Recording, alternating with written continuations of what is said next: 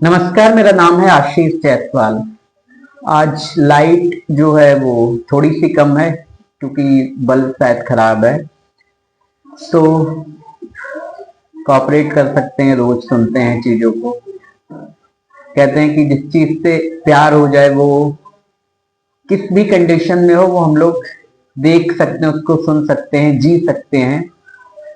सो आज की कहानी जो है वो हम कह सकते हैं कि इस देश में बहुत सारे मंदिर हैं, लेकिन भारत का सबसे बड़ा मंदिर जिसको हम संसद भवन बोलते हैं, पार्लियामेंट बोलते हैं, भारत की सबसे पवित्र किताबों में से एक, या हम जिसको हम संविधान बोलते हैं। सो आज की कहानी जो है वो पार्लियामेंट पे है। सो आपने हो सकता है ऑलरेडी सुन रखा हो बहुत सी चीजें। एक दिन ऐसा था कि एक सफेद कलर की एम्बेसडर जो है वो दौड़ती हुई आती है पार्लियामेंट की तरफ, गेट नंबर 11 पे, और वो अंदर घुस जाती है। कहते हैं कि वाइस प्रेसिडेंट का काफिला खड़ा हुआ था और उस काफिले से टकराती है। उसके बाद एम्बेसडर की चारों खिड़कियां खुलती हैं, उसमें से 5 लोग निकलते हैं। पांचों के हाथ में AK-47 और पीठ पर बैग, उन बैग में हथगोले और भी बहुत सारी चीजें। और इसके बाद जो है क्या हुआ वो कहानी है आज। ये कहानी शुरू होती है 13 दिसंबर 2001 को। लगभग 11:28 हुए थे और उस दिन जो है लोकसभा की जो कार्यवाही थी वो स्थगित कर दी गई थी कुछ कारणवश। रोज देखते हैं कि संसद भवन जो है वो हिंदुस्तान का ही ऐसा है या पूरी दुनिया में ऐसा, मुझे नहीं पता, लेकिन कभी मुद्दों पर बात नहीं होती है संसद भवन में। लोग भटकते रहते हैं इधर से उधर। तो उस दिन भी कुछ ऐसा हुआ होगा और फिर जो है उसके लिए संसद भवन को कहते हैं कि 40 मिनट के लिए जो है स्थगित कर दिया जाता है। स्थगित करने के कई कारण हो सकते हैं कि आज की डेट में हम केवल नेताओं पर ये सवाल खड़े करें कि वो जो है उनके खिलाफ बोला जाए तो वो नहीं सुनना चाहते। इवन कोई भी नहीं सुनना चाहता।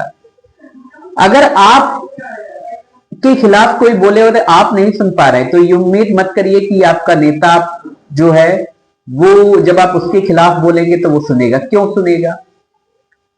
आपके समाज का हिस्सा है, आपकी सोसाइटी का हिस्सा, आपसे निकला हुआ एक व्यक्ति है, और आपने कभी नहीं सोचा कि अगर मैंने कुछ गलत किया और मेरे खिलाफ किसी ने कुछ किया तो आप कहते हैं कि ये व्यक्ति बुरा था। सो कुछ ऐसा ही है। हम लोग हर बार नेताओं को जो है कटघरे में खड़ा कर देते हैं, लेकिन इस देश की जनता क्या उतनी जिम्मेदार नहीं है जितना हम नेताओं को जितनी जल्दी कह देते हैं कि ये व्यक्ति जिम्मेदार है। हम लोग भी अपनी रेस्पॉन्सिबिलिटी नहीं पूरी कर रहे हैं। देश की अगर बात करें, हम कहानी से भटक नहीं रहे हैं, लेकिन जब बात पार्लियामेंट पर अटैक किया है तो बहुत सी चीजें हैं जो एक नागरिक होने के नाते हमें निभानी चाहिए। हमारे पास में कूड़े का ढेर होता है, वो क्यों होता है? क्या इस देश के नागरिक की जिम्मेदारी नहीं बनती कि सब लोग मिलकर उस कूड़े को हटा दें? हमारे देश में गंदी नालियां बहती हैं तो एक यही होता है कि स्वीपर जब आएगा वही साफ करेगा। हम लोगों की भी जिम्मेदारी होती है, लेकिन हम किस हीन दृष्टि से जो है उस स्वीपर को देखते हैं, वो जो नाली साफ करने वाले लोग होते हैं उनको देखते हैं। सेम अगर हम जाएं किसी डेवलप्ड सिटी में, तो मैं एक दिन एक वीडियो देख रहा था जिसमें जो है 2 बच्चे एक गेट की बेल बजाते हैं अमेरिका में, और बाहर जब घर का ओनर या घर में रहने वाले व्यक्ति आते हैं तो वो कहते हैं कि मैं गाड़ी वॉश करता हूँ, कार वॉश करता हूँ। वो इंडियन कपल थे जो घर में रहते थे, बाहर जो थे जो बाइक कार को वॉश करने आए थे वो अमेरिकन बच्चे थे। तो ये सारी चीजें जो हैं कहीं ना कहीं अदर देश जो हैं वो बच्चों को सिखा रहे हैं, और हम जो हैं बहुत सी चीजें जो हैं हम नहीं सिखा रहे अपने बच्चों को, या जो भी चीजें हैं। सो हम बात कर रहे थे पार्लियामेंट अटैक पर। ये शीतकालीन सत्र शुरू हो चुका था और हमने बताया कि 13 दिसंबर 2001 को जो है, एक की बात है, और 11:28 हो चुके थे और पार्लियामेंट लोकसभा की कार्रवाई जो है वो रोक दी गई थी। जब कार्रवाई रुकी तो बहुत से जो मिनिस्टर्स थे, जो नेता थे, उन्होंने सोचा कि 40 मिनट अभी हैं तो कहीं रेस्ट करके आते हैं। उस वक्त हमारे देश के प्रधानमंत्री थे अटल बिहारी वाजपेयी, वो भी चले जाते हैं और विपक्ष की प्रधानमंत्री जो थी वो सोनिया गांधी थी, वो भी चली जाती हैं और बहुत सारे नेता जो है वहां से चले जाते हैं। लाल कृष्ण आडवाणी अंदर ही रहते हैं, कुछ काम कर रहे थे शायद या जो भी था। इसके अलावा लगभग 200 और मिनिस्टर जो थे, एमपी जो थे, वो पार्लियामेंट के अंदर थे। कहते हैं कि जो वाइस प्रेसिडेंट थे वो जाने की तैयारी में थे, तो गेट नंबर 11 पर जो है, जो उस वक्त हमारे 2001 में वाइस प्रेसिडेंट थे कृष्णकांत शर्मा, कृष्णकांत शर्मा जी का जो है काफिला तैयार हो चुका था। उनकी सिक्योरिटी बाहर, गाड़ियां, काफिला पूरा तैयार था, गाड़ियां जो है गेट पर लग चुकी थी और बस वो अंदर से आकर बैठने वाले थे, बस इतनी देरी रह गई थी। सिक्योरिटी गार्ड बाहर इंतजार कर रहे थे और वो सबके सब अपनी पोजीशन ले चुके थे क्योंकि उपराष्ट्रपति कहीं ना कहीं आने वाले थे। वो सभी, हम कह सकते हैं, अपनी पोजीशन में थे और इंतजार ही कर रहे थे। तभी गेट नंबर 11 पर जो है एक व्हाइट कलर की एम्बेसडर काफी तेज रफ्तार से गेट नंबर 11 की तरफ बढ़ रही थी। जब वो गेट नंबर 11 की तरफ बढ़ते हुए पार्लियामेंट की तरफ जा रही थी तो उसकी रफ्तार बहुत तेज थी और गाड़ी के फ्रंट पे जो है पार्लियामेंट और मिनिस्ट्री, होम मिनिस्ट्री का जो है स्टिकर लगा हुआ था। उस वक्त कहते हैं कि पार्लियामेंट की सिक्योरिटी थोड़ी ढीली भी हुआ करती थी कि अगर आपके ऊपर गाड़ी पर होम मिनिस्ट्री का स्टिकर लगाए तो अधिकतर ये होता था गाड़ी नहीं रोकते थे। लेकिन जब ये देखा गया कि वो कार की स्पीड जो थी वो काफी तेज थी और पार्लियामेंट में ये देखा गया कि जब काफिला भी आता था तो कार की स्पीड बहुत नॉर्मल भी नहीं, बहुत स्लो हुआ करती थी। कहते हैं कि जब सिक्योरिटी ने उसको रोकने की कोशिश की तो गाड़ी नहीं रुकी। उसके बाद सिक्योरिटी जो है वो व्हाइट कलर के एम्बेसडर के पीछे भागती है तो वो गाड़ी की स्पीड और बढ़ा देते हैं। जब वो अपने पीछे सिक्योरिटी आते देखते हैं तो जिधर काफिला खड़ा था वाइस प्रेसिडेंट का, गाड़ी उधर की तरफ बढ़ती है और पीछे जब पार्लियामेंट की सिक्योरिटी उनके पीछे दौड़ रही थी तो वो अपनी गाड़ी की स्पीड और बढ़ाते हैं। गाड़ी काबू से बाहर होती है और काफिले से जाकर टकराती है। जब काफिले से जाकर टकराती है तो सिक्योरिटी जो अभी तक पोजीशन में थी वो अलर्ट हो जाती है और जब तक वो कुछ समझ पाते तब तक एम्बेसडर के गेट खुलते हैं और अंदर से जो है 5 लोग बाहर निकलते हैं। उन 5 के हाथ में AK-47 थी, पीठ पर बैग था और अंधाधुंध वो फायरिंग कर रहे थे। उस फायरिंग में जो है कई सारे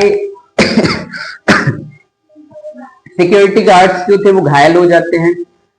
उसके बाद अभी तक जो है इतनी ज्यादा फायरिंग हो रही थी, लगातार वो लोग कंटिन्यू फायरिंग कर रहे थे, लेकिन जो अंदर लोग थे, जो अंदर की सिक्योरिटी थी, क्योंकि कोई छोटा मोटा स्पेस तो है नहीं, अदर लोगों को ये लगा कि ये कोई पटाखे वटाखे छोड़े जा रहे हैं कि किसी मिनिस्टर का कोई समथिंग अच्छा हुआ है या किसी के यहाँ कोई खुशखबरी है, व्हाटएवर, मतलब हम जो भी सोच सकते हो कि कुछ अच्छा हुआ है इसलिए पटाखे छोड़े जा रहे हैं। अभी तक मिनिस्टर जो अंदर पार्लियामेंट के थे उनको भी यही लग रहा था और बाकी लोगों को भी यही लग रहा था। इसके अलावा जो हमलावर आए थे उन्होंने रैकी तो पूरी कर रखी थी, लेकिन उन्हें अभी क्लियर नहीं था कि किस गेट से जो है वो पार्लियामेंट के अंदर जा सकते हैं। अभी उनको इस बात की बिल्कुल भी खबर नहीं थी। उस वक्त जो है लाल कृष्ण आडवाणी और जॉर्ज फर्नांडिस जो थे वो रक्षा मंत्री थे और वो पार्लियामेंट के अंदर ही थे। वो जो 5 आतंकवादी थे उनमें से एक जो है वो एक गेट नंबर 1 की तरफ बढ़ता है। इसके अलावा बाकी के जो 4 होते हैं वो गेट नंबर 12 की तरफ बढ़ते हैं, गेट नंबर 12 की तरफ बढ़ते हैं। जब वो चार गेट नंबर 12 की तरफ बढ़ रहे थे तो कंटिन्यू गोली तो चला ही रहे थे। उस वक्त उनको कुछ सिक्योरिटी की वजह से जब मुश्किलें आती हैं कि गेट मिल नहीं रहा था, तो वो पैनिक हो जाते हैं और पैनिक होने की वजह से जो है वो एक हथगोला निकालते हैं और फेंक देते हैं।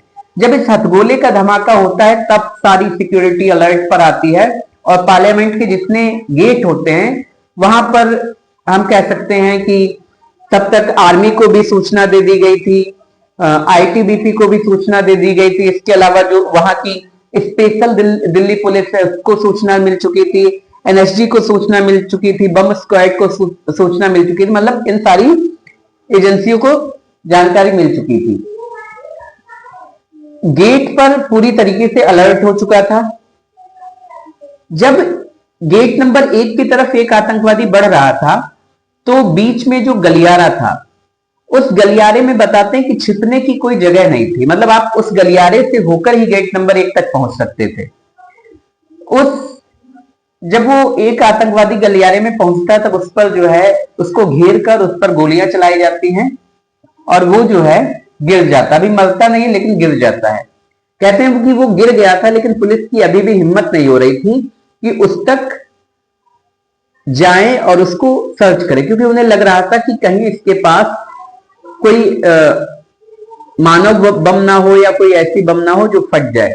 और जो पुलिस सोच रही थी, पुलिस ने बिल्कुल सटीक दिमाग लगाया था। कहते हैं कि कुछ देर बाद जब उसे ये लग गया कि अब यहां से नहीं निकल सकते तो उसने खुद को उड़ा लिया। पुलिस की ये जो एक उस वक्त जो हम कह सकते हैं कि थोड़ा सा दिमाग यूज कर लिया तो हम बहुत सारे पुलिस वालों की जानें बच गई और बहुत नुकसान होने से बच गया। इसके बाद जो है गोलियां लगातार चल रही थी और जैसा कि हमने बताया कि स्पेशल सेल, एनएसजी, आर्मी, इन सबको खबर दे दी गई थी। मीडिया का एक, देखिए जब पार्लियामेंट चलती है तो मीडिया का जमावड़ा अंदर होता ही है।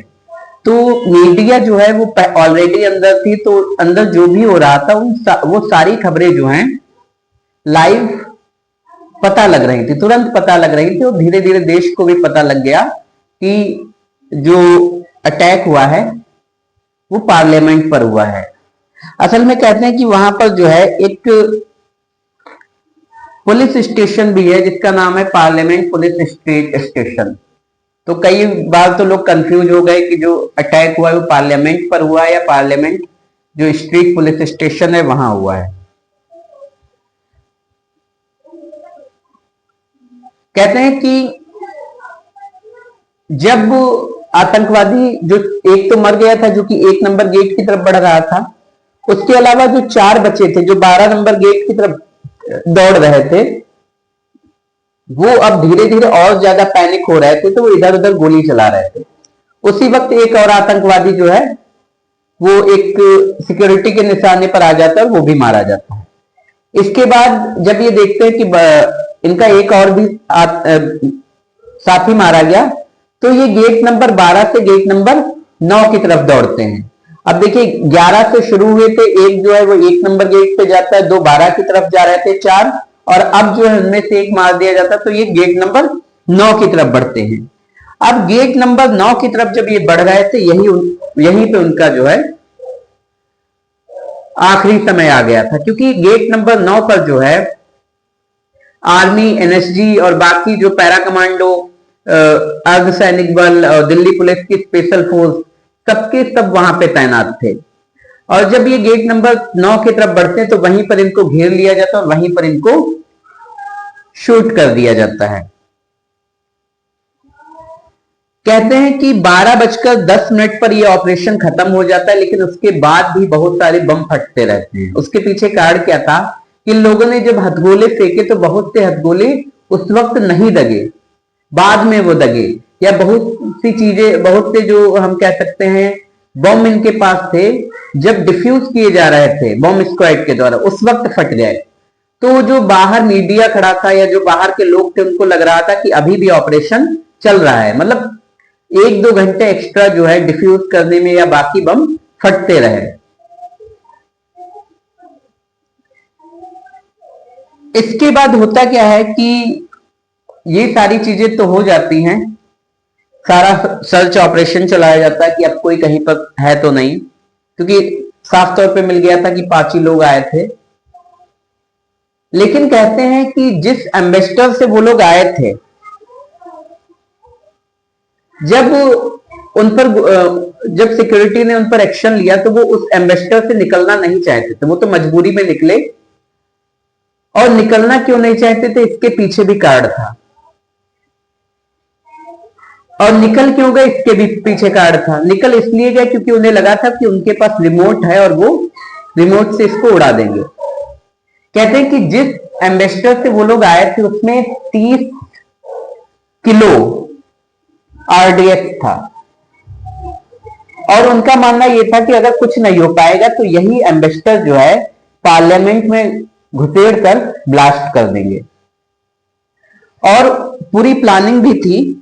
कहते हैं कि जिस एम्बेसडर से वो पार्लियामेंट के अंदर आए थे उसमें पूरी वायरिंग की गई थी, और वो वायरिंग करने के बाद उसको एक रिमोट कंट्रोल किया गया था। कहते जब ये दौड़ रहे थे तो भाग दौड़ के बीच इन्होंने कई बार रिमोट की बटन दबाई, लेकिन ब्लास्ट नहीं हुई। उसके पीछे कारण क्या था कि जब इन लोगों ने बड़ी स्पीड में गेट नंबर 11 से गाड़ी भगाई, और जब सिक्योरिटी ने पीछे से पीछा किया, तो ये जब अपनी कार को वाइस प्रेसिडेंट के काफिले की तरफ मोड़ते हैं, और जब उनके काफिले से टकराती है, तो उस टक्कर में उस जो वायरिंग की गई थी ब्लास्ट के लिए, उसका कोई एक तार जो है वो कैसे भी जो है टूट जाता है। और वो तार टूटने की वजह से हम ये कह सकते हैं कि जो एक बम कार थी वो अपने आप डिफ्यूज हो जाती है। तो अब सोचिए कि किस्मत की बात थी। कहते कि अगर ये कार फट जाती तो आधा पार्लियामेंट गायब हो जाता। 30 किलो आरडीएक्स था, आधा पार्लियामेंट गायब हो जाता अगर ये कार फट जाती। इसके अलावा जब छानबीन की गई तो ये पता चला कि ये कार जो ये करोल बाग से खरीदी गई थी। कार में जो लाल बत्ती लगी थी वो, और इसके अलावा स्टीकर जो पार्लियामेंट का था, जो होम मिनिस्ट्री का था, वो सारा का सारा करोल बाग से खरीदा गया था।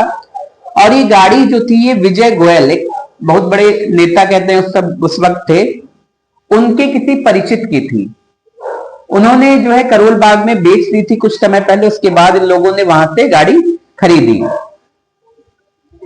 इतना सब कुछ होने के बाद जब तलाशी शुरू होती है, और उसमें से एक व्यक्ति था जिसने खुद को उड़ा लिया था, हमने आपको बताया था गेट नंबर 1 पे।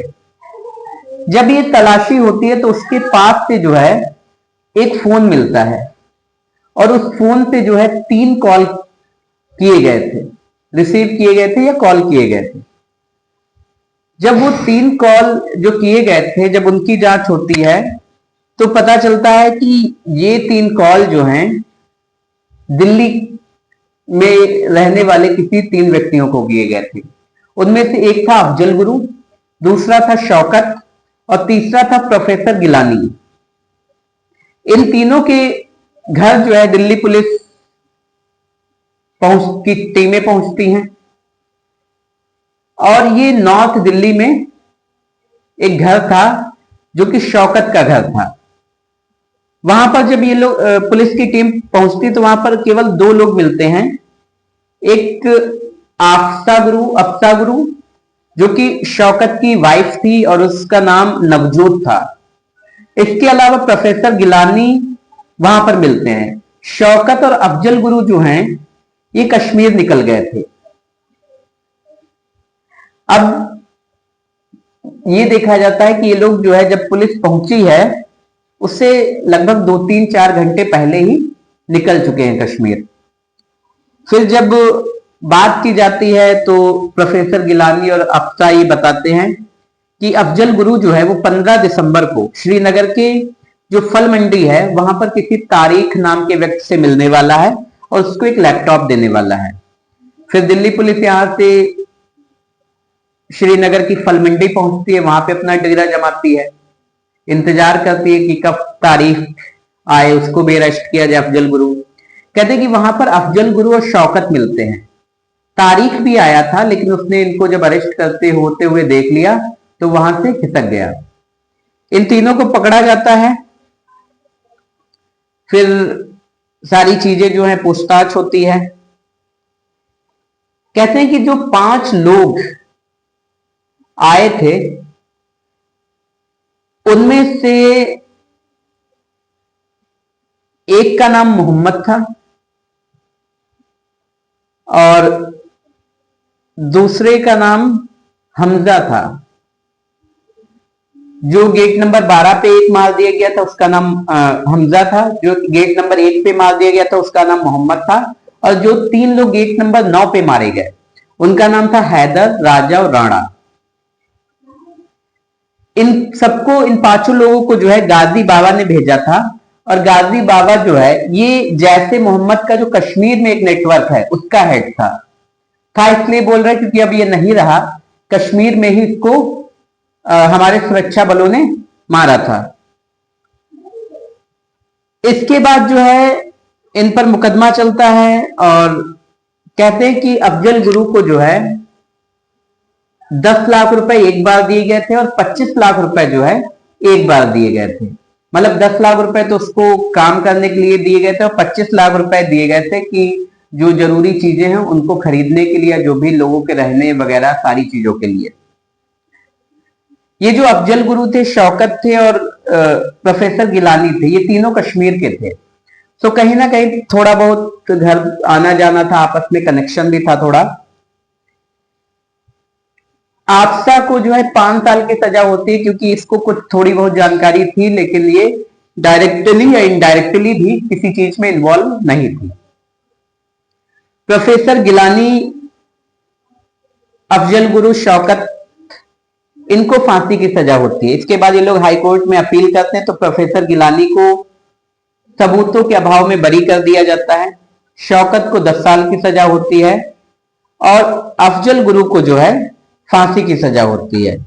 इसके बाद जो है फैसला सुप्रीम कोर्ट जाता है, वहां भी जो है सेम बरकरार रहता है कि अफजल गुरु को फांसी होगी।